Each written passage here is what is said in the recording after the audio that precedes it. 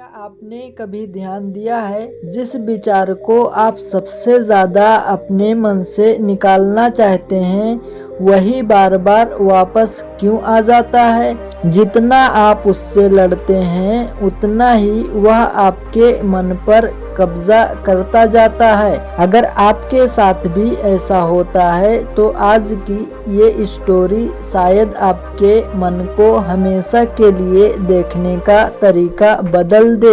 एक बार की बात है, एक युवा लड़का अपने मन के विचारों से बहुत परेशान था। उसके मन में हर समय औरतों के बारे में विचार आते रहते थे। वह जब भी ध्यान लगाने बैठता या कोई काम करता, उसका मन भटक जाता। वह अपनी इस आदत से बहुत तंग आ चुका था और भीतर ही भीतर गिल्ट से भरा रहता था। आखिरकार वह अपनी समस्या लेकर महात्मा बुद्ध के पास पहुंचा। उसने रोते हुए कहा, गुरुदेव, मैं अपने विचारों से बहुत परेशान हूँ। मैं ना चाहे कर भी हर समय औरतों के बारे में सोचता रहता हूँ। मैं इन विचारों से छुटकारा पाना चाहता हूँ। कृपया मुझे कोई ऐसा उपाय बताइए जिससे ये हमेशा के लिए समाप्त हो जाए। बुद्ध ने शांत स्वर में कहा, मैं तुम्हें उपाय बताऊंगा, लेकिन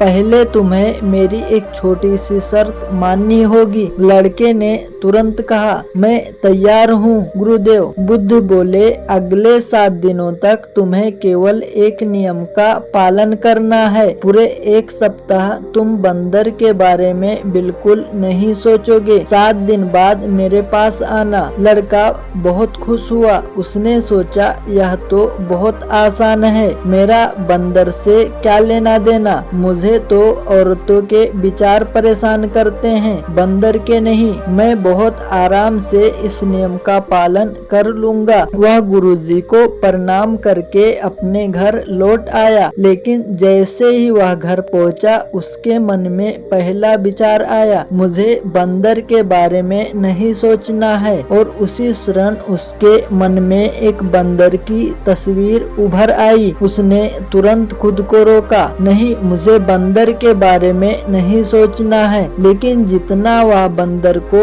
मन से निकालने की कोशिश करता, उतने ही अधिक बंदर उसके मन में आने लगते। कभी पेड़ों पर कूदते हुए, कभी केले खाते हुए, तो कभी शरारत करते हुए। 2-3 दिन बीतते बीतते हालत और खराब हो गई। वह खाना खाता तो बंदर याद आता, सोने जाता तो सपनों में बंदर दिखाई देते, रास्ते पर चलता तो हर पेड़ पर उसे बंदरों से भरा हुआ लगता। जो लड़का पहले औरतों के विचारों से परेशान था, वह अब दिन रात केवल बंदरों के बारे में सोच रहा था। वह जितना अपने विचारों को दबाता, वे उतने ही ताकत से लौट आते। 5वें दिन वह घबराकर बुद्ध के आश्रम पहुंचा और उनके चरणों में गिर पड़ा। वह रोते हुए बोला, गुरुदेव, मुझे बचा लीजिए। पहले मैं एक समस्या से परेशान था, अब तो हर समय सिर्फ बंदर ही बंदर दिखाई देते हैं। मैं अपने विचारों से लड़ते लड़ते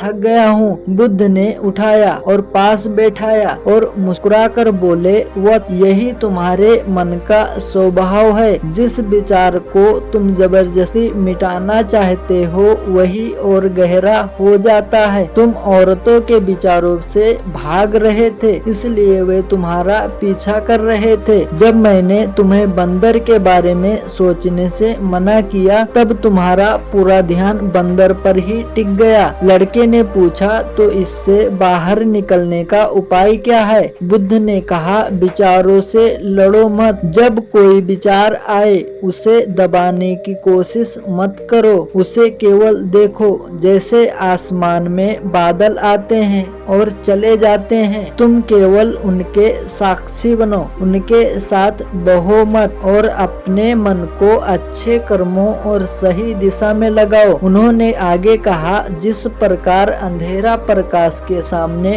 टिक नहीं पाता, उसी प्रकार जब तुम्हारा ध्यान सही कर्मों पर लगने लगता है, तब नकारात्मक विचार धीरे धीरे अपनी शक्ति खो देते हैं। लड़के को अपनी भूल समझ आ गई। उसने उसने विचारों से लड़ना छोड़ दिया। धीरे धीरे उसका मन शांत होने लगा और वह पहले से अधिक स्थिर और प्रसन्न रहने लगा। बुद्ध की यह शिक्षा आज भी उतनी ही सत्य है। मन को सुकून विचारों से लड़कर नहीं मिलती, बल्कि उन्हें समझकर मिलती है। हर विचार एक अतिथि की तरह आता है और चला जाता है। यदि तुम उसे पकड़ोगे या उससे लड़ोगे तो वह ठहर जाएगा, लेकिन यदि तुम केवल उसे देखोगे और आगे बढ़ जाओगे तो वह अपने आप चला जाएगा। आज की कहानी से हमने ये समझा कि मन से लड़ना नहीं, उसे समझना जरूरी है। तो कुछ पल रुकिए और अपने मन से सिर्फ एक सवाल पूछिए, क्या मैं अपने विचारों से लड़ रहा हूँ या उन्हें सिर्फ देख रहा हूँ? अगर आपका जवाब मिल गया तो समझिए इस कहानी का उद्देश्य पूरा हो गया। और ऐसे ही मोटिवेशनल और सुकून भरी स्टोरी के लिए हमारे चैनल को जरूर सब्सक्राइब कीजिए। मिलते हैं नेक्स्ट वीडियो में, तब तक के लिए जय हिंद।